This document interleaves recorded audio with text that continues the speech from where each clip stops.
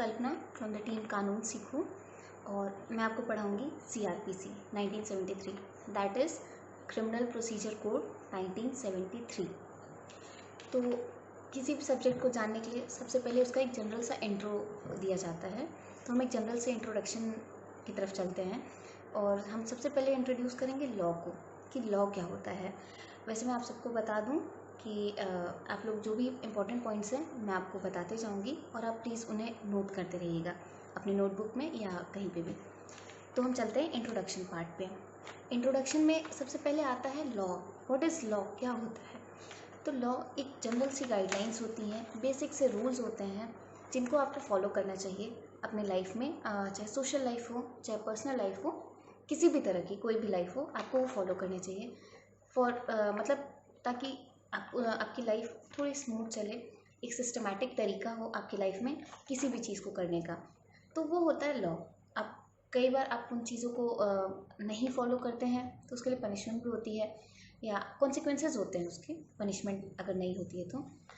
Punishment में generally होता है, अगर आप लॉ बनाती है गवर्नमेंट तो आपके लिए पनिशमेंट पे रखती है वो कि अगर आप ये रूल्स नहीं बनाओगे तो आपको पनिशमेंट होगी। लेकिन उसके अलावा कुछ पर्सनल लॉज भी होते हैं। पर्सनल लॉज मतलब कि जो फ्रेम नहीं किए गए, जो आप अपने डेली रूटीन में उस चीज़ को फॉलो करते हो कि बहुत सारी सिंपल सी चीज़ होती है कि बहुत से लोग फॉलो करते हैं कि सुबह 4 बजे उठते हैं, फिर पढ़ते हैं, रात में टाइम भी सोते हैं। ये चीज़ें भी एक तरह से लॉ ही हैं, आपके रूल्स हैं, और अगर ये आप नहीं फॉलो करते हो तो इसके कॉन्सिक्वेंसेज होते हैं। तो ये होता है लॉ का इंट्रोडक्शन, जनरल सा कि बहुत ही सिंपल सी वो गाइडलाइंस है, उसके अलावा कुछ नहीं है जो कि आपको फॉलो करनी चाहिए। अब उसके बाद लॉ का एक पार्ट है CRPC, एक सब्जेक्ट है CRPC।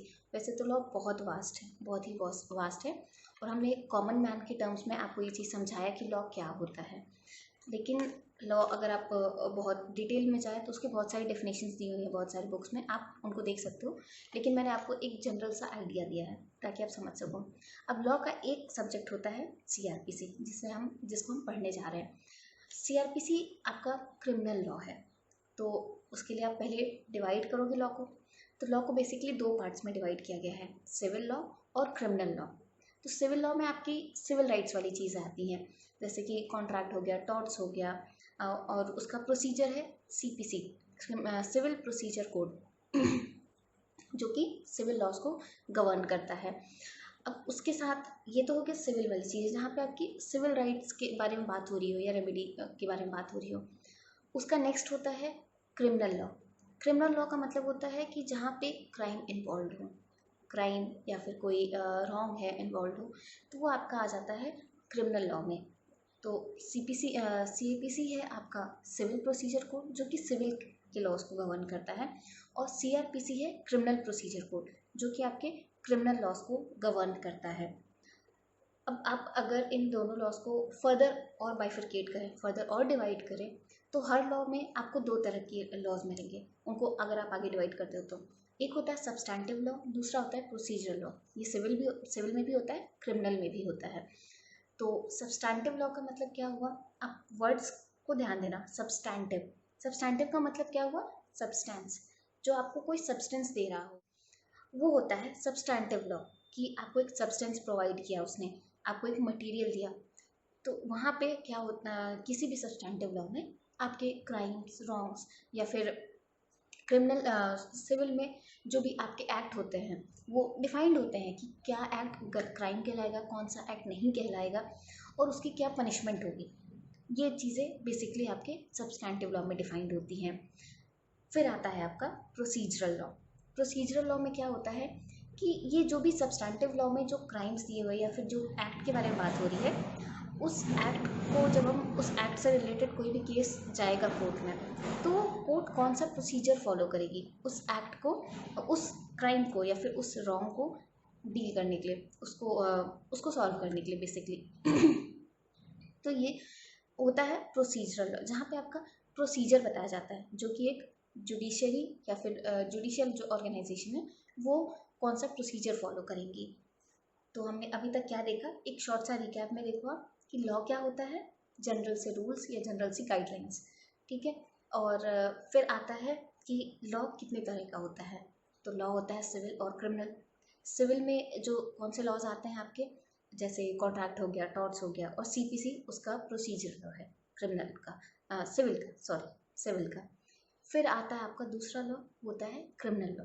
क्रिमिनल लॉ में आपके आईपीसी आता है, एविडेंस आता है, और स्पेशल लॉज भी आते हैं जो कि गवर्नमेंट बनाती है, जैसे पॉक्सको हो गया, और इसके अलावा ऐसे बहुत सारे लॉज होते हैं। फिर उसके बाद उसका क्रिमिनल लॉ का प्रोसीजरल लॉ कौन सा है, क्रिमिनल प्रोसीजर कोड। तो ये दो तरह के लॉज हुए, सिविल लॉ और क्रिमिनल लॉ। फिर उसके बाद आता है, इन सबको आप फर्दर बाइफरकेट करो तो आता है आपका सब्सटैंटिव लॉ और प्रोसीजरल लॉ। तो ये हमने डिवाइड किया, थोड़ा सा उसको समझ लिया। अब फिर आप आते हो, कोई भी सब्जेक्ट पढ़ते हैं जब हम पहले, तो उसके थोड़े हिस्टोरिकल एस्पेक्ट पे जाते हैं कि कहाँ से आया, कैसे आया होगा, जो भी चीज़ है वो कहाँ से ओरिजिनेट हुई। आपको ये जानना ज़रूरी होता है किसी भी चीज़ को समझने के लिए। हिस्ट्री इज़ वेरी इंपॉर्टेंट, इसलिए हम स्कूल में भी हिस्ट्री पढ़ते हैं, वरना इंपॉर्टेंट नहीं होता तो हम क्यों पढ़ते। तो हिस्ट्री हर चीज़ की होती है और हर चीज़ की हिस्ट्री इंपॉर्टेंट है। वैसे सीआरपीसी की भी हिस्ट्री है और इम्पॉर्टेंट भी है, बिल्कुल।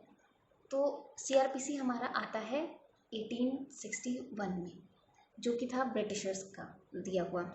तो इस उस अब वो लॉ कैसे आया, क्योंकि 1857 का रिवॉल्ट हुआ इंडिया में। उससे पहले इंडिया किसके अंडर था, ईस्ट इंडिया कंपनी के कंट्रोल के अंडर था, उसके जो कि ब्रिटिश की कंपनी थी। अब जब ईस्ट इंडिया कंपनी ने हमें गवर्न किया तो रिवॉल्ट हुआ उसके खिलाफ 1857 में, जिसको हम फर्स्ट रिवॉल्ट भी बोलते हो। तो उस रिवॉल्ट के बाद ब्रिटिश गवर्नमेंट के कान खड़े हुए और उन्हें लगा कि नहीं, हमें अब कंट्रोल खुद लेना चाहिए, कंपनी अब कंट्रोल नहीं कर पा रही है इंडिया को। तो वहाँ पर ब्रिटिश क्राउन ने एक्ट पास किया और सारा कंट्रोल अपने हाथ में ले लिया, ईस्ट इंडिया कंपनी को छोड़ के, ईस्ट इंडिया कंपनी को हटा के। अब हमारा कंट्रोल, इंडिया का कंट्रोल कहाँ आ गया था, ब्रिटिश क्राउन के पास। तो उन्हें ज़रूरत लगी कि हमें एक प्रोसीजर लॉ ऐसा बनाना चाहिए, क्योंकि उससे पहले जितने लॉज थे सारे गवर्न होते थे ब्रिटिश लॉज के अकॉर्डिंग ही। तो उनके जो वहाँ पे लॉज चलते थे वही इंडिया में भी एप्लीकेबल होते थे, लेकिन हाँ डिस्क्रिमिनेटरी तो होते ही थे वो लॉज इंडियंस के लिए। तो उन्हें लगा कि एक हमें लॉ इनके लिए सेपरेट बनाना चाहिए, क्रिमिनल प्रोसीजर के लिए भी, क्योंकि यहाँ बहुत डाइवर्स कंट्री है और बहुत सारी चीज़ें बहुत डिफरेंट थी ब्रिटेन से यहाँ पे इंडिया में। तो इसलिए उन्हें उसकी ज़रूरत लगी और उन्होंने फिर 1861 में हमारा पहला क्रिमिनल प्रोसीजर बनाया, क्रिमिनल प्रोसीजर कोड, जो कि 1861 में था। उन्होंने अपने हिसाब से बनाया और हम पर अप्लाई किया इंडियंस पे।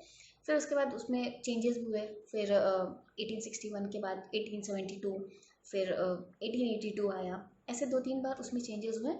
और फिर 1898 में एक फाइनल आया जो कि ब्रिटिशर्स का था।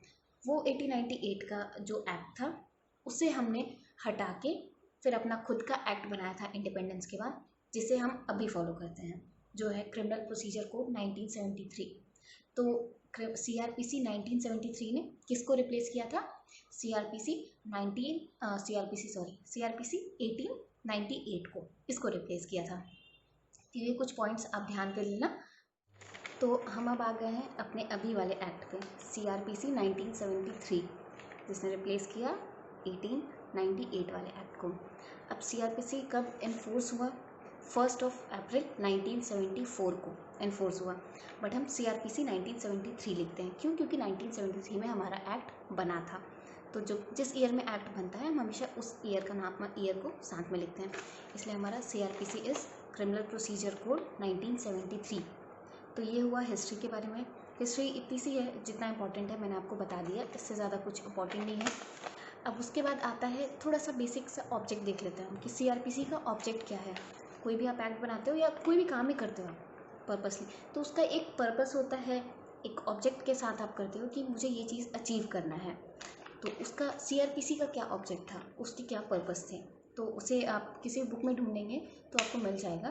बेसिकली 5 ऐसा पर्पस है, तो जिसे मैं आपको बता दे रही हूँ। पहला है डिटेक्शन ऑफ क्राइम, क्राइम को डिटेक्ट करना कि कहाँ पे क्राइम हुआ है, कौन सा क्राइम हुआ है, किसके अंडर फॉल होगा ये, आईपीसी के कौन से सेक्शन के अंडर, और कितनी पनिशमेंट होगी, ये सारा काम करना, ये होता है डिटेक्शन ऑफ क्राइम। तो ये पहला पर्पस है सीआरपीसी का। फिर दूसरा आता है एप्रीहेंशन ऑफ सस्पेक्टेड पर्सन, कि कौन सस्पेक्ट है उस क्राइम का, कौन कर सकता है वो क्राइम, आप उस किसके ऊपर आपको शक है, सस्पेक्ट कौन है इसका, तो वो होता है वो पहचानना, ये होता है दूसरा काम। फिर तीसरा आता है कलेक्शन ऑफ एविडेंस, बहुत इंपॉर्टेंट काम होता है। ये बेसिकली पुलिस करती है, जितनी भी छानबीन करती है ये सारी चीज़ें पुलिस करती है। क्यों करती है? ताकि उसे एविडेंस मिले। तो तीसरा हमारा क्या है? Collection of evidence. फिर चौथा आता है डिटर्मिनेशन ऑफ गिल्ट और इनोसेंस, कि जो भी सस्पेक्टेड इंसान है वो सच में गिल्टी है या इनोसेंट है, ये पता करना। और ये पता करती है कोर्ट, जब ट्रायल चलता है तो उससे पता चलता है ये चीज़। तो सामने वाला इंसान अगर क्या गिल्टी है या इनोसेंट है, ये चीज़ें पता चल जाती है उससे। और फिर पांचवा आता है इम्पोजिशन ऑफ पनिशमेंट, कि अगर सस्पेक्टेड जो आदमी है वो हमारा गिल्टी है तो उससे पनिशमेंट मिलेगा, और अगर गिल्टी नहीं है तो एक्विट हो जाएगा। ये 5 तरीके के पर्पस होते हैं सीआरपीसी के, जिसके लिए बेसिकली सीआरपीसी बनाया गया। अब उसके बाद 3 तरह की चीज़ें इन्वॉल्व हैं सीआरपीसी में, जिस पे पूरी सीआरपीसी जिसके इर्द गिर्द घूमती है, आप ऐसा बोल सकते हैं। वो होता है इन्वेस्टिगेशन, इंक्वायरी और ट्रायल। तीनों चीज़ें हैं, तीनों बहुत इंपॉर्टेंट है, तीनों की डेफिनेशन अलग है, तीनों दिया हुआ है सीआरपीसी में और बहुत ही इंपॉर्टेंट है। इन सब का डिफरेंस मैं आपको फिर किसी दूसरे लेक्चर में बताऊंगी, बट ये 3 सबसे ज़रूरी चीज़ें हैं जो कि सीआरपीसी में डिफाइंड है, बताई गई है कि क्या होता है। तो आप इस चीज़ को ज़रूर ध्यान रखें, और कहीं भी कोई भी बुक पढ़ रहे हैं तो इन 3 चीज़ों पे ज़्यादा फोकस देके पढ़ें। इन्वेस्टिगेशन, इंक्वायरी और ट्रायल, ये 3 चीज़ें ज़रूरी हैं। तो फ्रेंड्स, आज के लेक्चर में बस इतना ही। हम फिर नेक्स्ट लेक्चर में मिलेंगे और आगे का कोर्स कवर करेंगे। और अगर आपको ये लेक्चर पसंद आया हो तो please like, share, comment and subscribe. Thank you.